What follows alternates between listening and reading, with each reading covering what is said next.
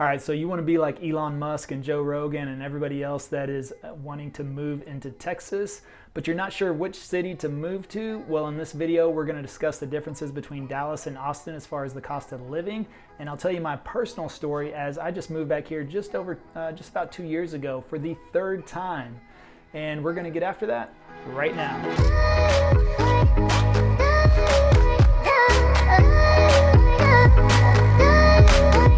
If this is your first time to this channel and you want to know everything there is about eating, sleeping, working, playing, the good and the bad of living in Dallas, Texas and the surrounding areas, then please subscribe below, tap the bell for notifications so you can be the first to learn about the current market in Dallas.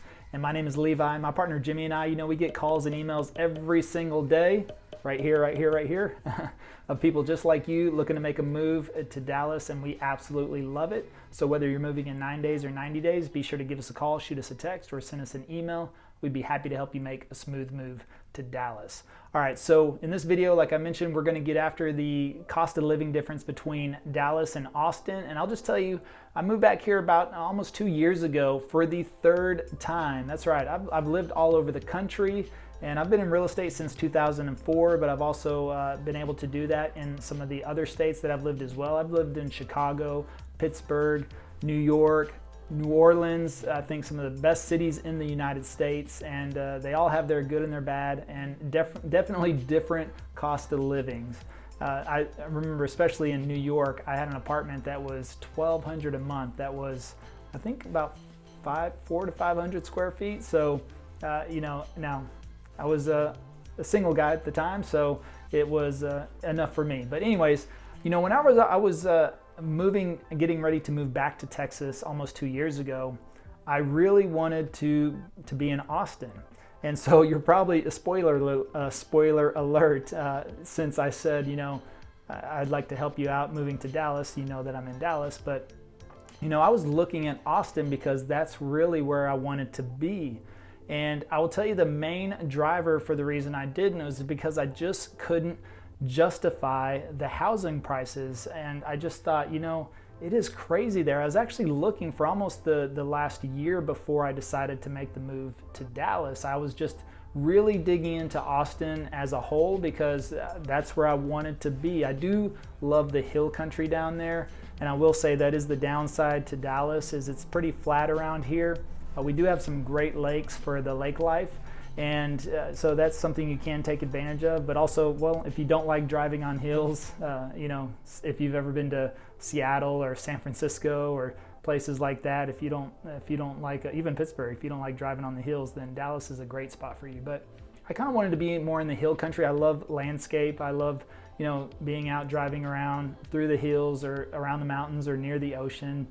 But I just had a hard time justifying the cost of living in Austin because I was looking at homes, and for tear down homes, because I wanted to be near the city, right? I wanted to be not definitely in the city. I don't want to be in a high rise or in a complex. I wanted a single family home just, right in one of the little city suburbs right outside of that. But tear down homes that were, just unable to be lived in, they would have to be tore down or completely restored. We're going for $400,000 to $500,000, and the homes that were restored and fixed up were going for $800,000 to $900,000. And I'm talking about 3-bedroom or 2-bedroom, 1 baths. You might find a 3-bedroom, 2-bath, and that might be closer to $900,000 or $1 million. And it was just really hard for me to justify that. I'm kind of a conservative guy when it comes to money. I'm not a big spender. I'm not into the toys and things like that.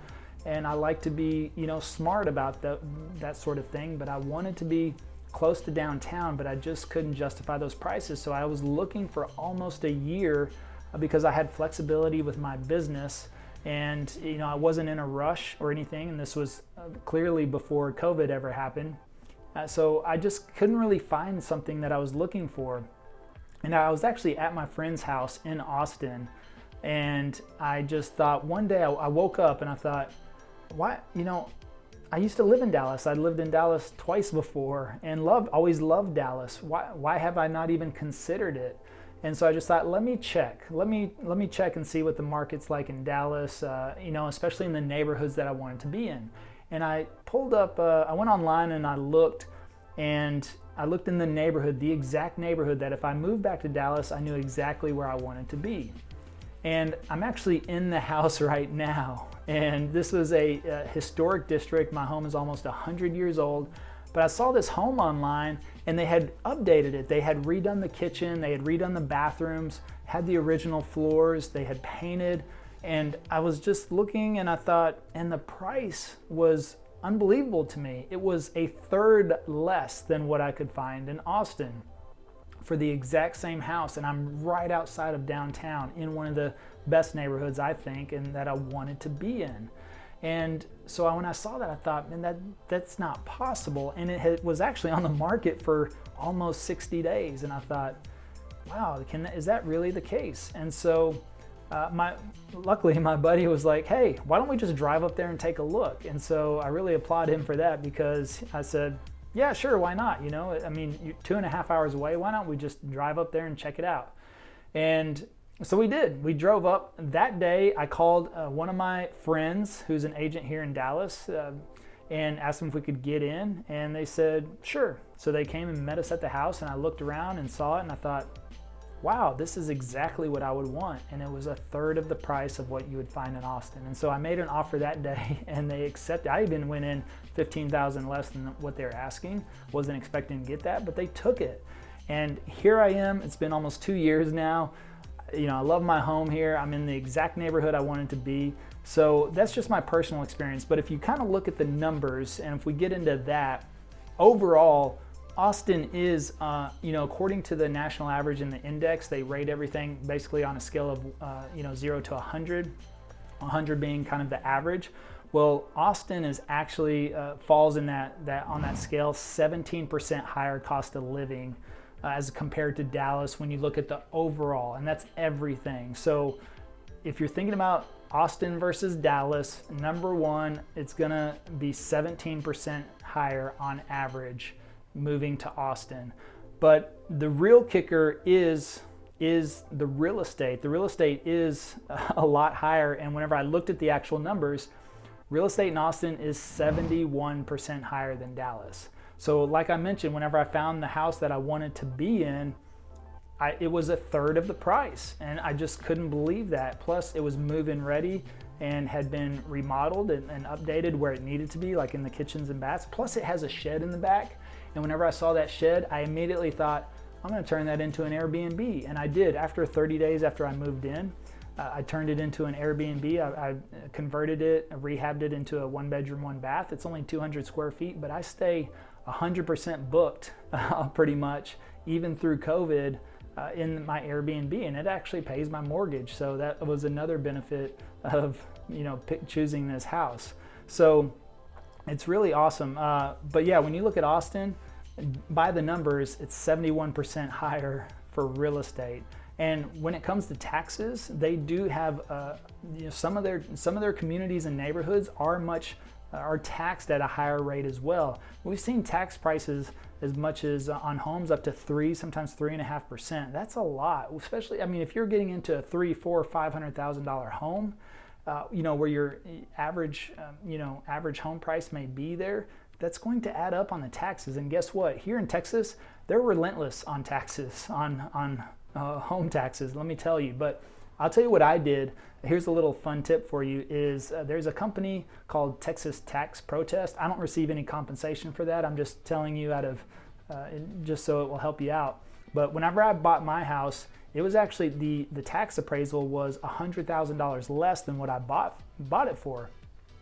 But 2 months later after I moved in, they reappraised my house and raised it they doubled the appraised value of my home, and so my taxes doubled. So that's really something you've got to keep an eye out for, because if you budget a certain amount and then they appraise your home at a different amount, and then your payment jumps up $500, $600, $700 per month, that could happen. Well, I called this company called Texas Tax Protest, and I actually got a mailer, which I always throw away junk mail. I almost never read it, and for some reason it caught my eye, and I thought, well, let me give these people a call, and I hired them, and I paid a flat fee of like $250, and and they disputed my taxes and got it reduced at least to the amount I purchased the house for, which I thought was fair. I still didn't like it, but they still were able to reduce my appraised value by over $100,000, which saved me several $100s on my tax bill. So I thought that was great, and again, just paid them a flat fee, and normally that should lock it in for the next 3 years as well. So once they do that, it should take care of you for the next 3 years. So that's something to keep in mind. Again, Austin is 17% overall higher.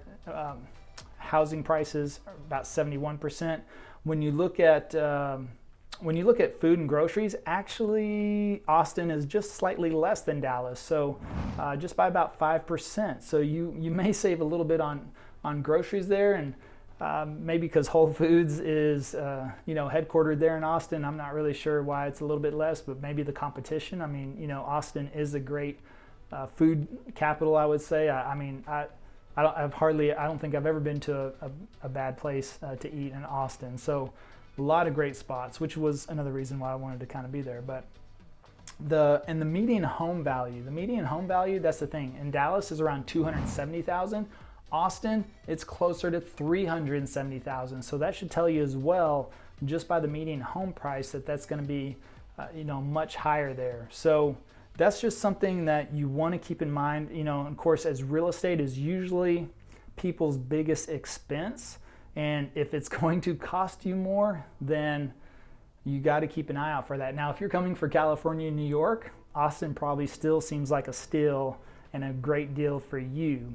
Yeah, but if you're coming out from a smaller state or maybe another part of Texas, you just got to be mindful of that. Now, when it comes to the suburbs, I think the suburbs are pretty similar when you get to Dallas and outside of Austin. So when you look at in Austin, Steiner Ranch and these other Georgetown and Round Rock and places like that in Austin, it's very similar to Frisco, Plano, McKinney, areas like that, South Lake in Dallas. So I think when you're looking at suburbs, you're going to really be able to find similar prices and square footage for homes and new construction and things like that. But I'm really kind of speaking towards being closer to downtown if you want to be in the middle of all the nightlife, or the daytime, the hustle and bustle. I like that. My neighborhood is just outside. It's very, very quiet. That's what I love about it. No traffic, no long lines at the grocery store. I actually have a Whole Foods less than a mile from my house that is walkable, and it's never crowded. That's what I love about it. You can go in there. I usually never wait more than 2 or 3 people in line. So, there's a lot of benefits, and then I'm literally a mile from downtown and a mile from, less than a mile from other several little hot spots, I would say, as far as streets with great restaurants and bars and nightlife. So that works really, really well for me. And if you look at utilities are going to be about the same. There's really not that big of a difference. One thing you need to understand if you're coming from out of state is that they do deregulate utilities here in Texas. So there's going to be like 300 providers. It's not like New York or California, I believe, where there's just one provider. I think in New Orleans too, we just had one provider. It's deregulated here in Texas, so there's 300 utility providers. And you need to find out, they all have different rates, and you want to get the one with the cheapest rates, all right? Because electricity is electricity. Your lights will turn on the same way. It's just a difference of what you plan on paying for that light to be on. So that's pretty, pretty, just something to keep in mind, I would say. So, as far as transportation, again, pretty much the same cost when it comes to the transportation.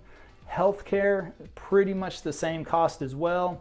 So that's not really a big factor that you've got to worry about. Everything else, as far as your clothing, your restaurants, your repairs, entertainment, all of that is still going to be very similar. Childcare is really about the same as well when you compare Austin to Dallas. And here's the key factor, not just really housing, but taxes. So taxes on average in Austin are going to be about 20% higher. So not only in the real estate, but everything else that you deal with there, as far as some added taxes that they may present. So all of that does add up, and what it comes down to is, even though utilities and food and clothing and groceries and all that stuff, housing in the suburbs, a lot of that's going to be similar between Austin and Dallas. So your main difference is going to be the housing, the property taxes, and overall taxes as well. So that's what you want to take in consideration. That's what you want to keep in mind. If you're going to move to Dallas, then be sure you give us a call, shoot us a text, or send us an email so we can help you make a smooth move. And if you decide to move to Austin, no problem. We've got a great team in Austin as well. We'd be happy to refer you to one of our team members down there. They'll be happy to take care of you. So please reach out even if you decide to go to Austin. We'll put you in or direct you in the right direction. So, please comment below. If you've already moved to one of these areas, Dallas or Austin, tell us what you like or don't like about them in the comments. And if you have any questions, you're coming from out of state, please feel free to comment below or get in touch with us. So until next time, we hope to see you around town.